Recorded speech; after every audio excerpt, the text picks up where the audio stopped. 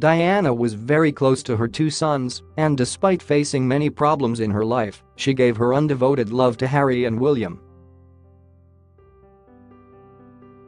After she was killed in a shocking car crash in 1997, the princes were very much in the public eye and almost did not have the time to process the tragedy.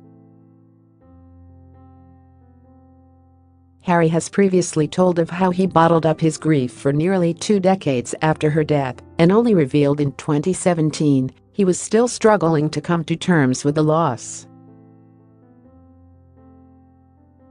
Will Princess Charlotte follow Prince George's footsteps at school? Meghan Markle will skip her baby shower, and this is the reason. According to 2018 documentary The Story of the Royals, Diana's early departure contributed to the Duke of Sussex developing a rebellious reputation in his youth.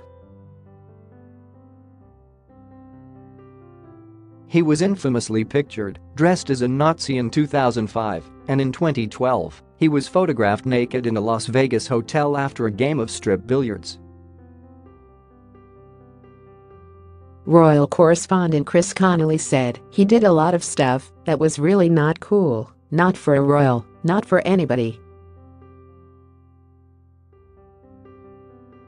But he was in pain. He was in a kind of unacknowledged pain. People were so worried about how upset he got when he thought about his mother that they said, "Don't think about your mother. Tuck that away." That's not an unwell-meaning thing to say to a child, but that pain manifests itself in their ways. The former press secretary to Prince Charles Colleen Harris added that as a member of the household at the time, she feels even worse that she did not recognize there were other issues at play as well. She said, "It was a very difficult, sought time." During Byrony Gordon's podcast in 2017, Harry himself claimed Diana dying when he was young had a quite serious effect on both his personal and public life. He said, "I can safely say that losing my mom at the age of 12, and therefore shutting down all of my emotions for the last 20 years has had a quite serious effect on not only my personal life, but also my work as well."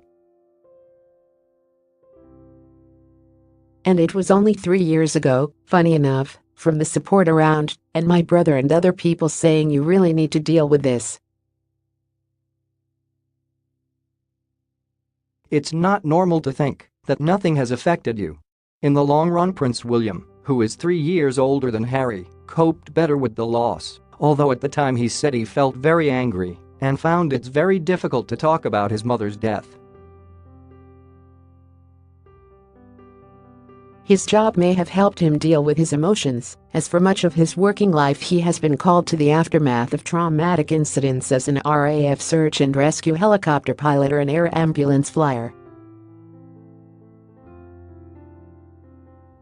Crews are likely to have been encouraged to debrief and talk about their experiences and feelings as a way of coping with the things they have seen. The Duke told Tony Blair's former spin doctor Alastair Campbell in a GQ interview, "The closest he got to mental health issues was the trauma I suffered when I lost my mother." He went on to say, "I still haven't necessarily dealt with that grief as well as I could have done over the years, but had talked to family, friends and those around him he could trust." Unlike brother Harry, who has admitted to seeing a shrink, William said, "On grief, I find talking about my mother and keeping her memory alive very important.